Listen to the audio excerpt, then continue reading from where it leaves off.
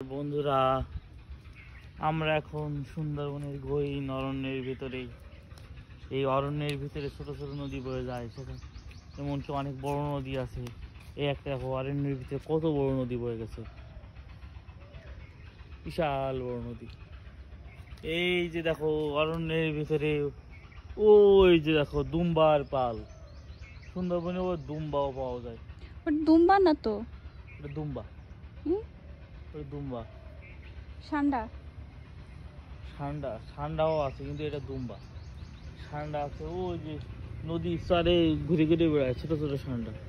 প্রচুর এখানে প্রচুর ষান্ডা হয়ে যায়। জোয়ারের পানি যখন উপরে চলে আসে, ষান্ডাগুলো আসতে উপরে চলে আসে, তখন এইখান থেকে প্রচুর ষান্ডা দেখা যাবে।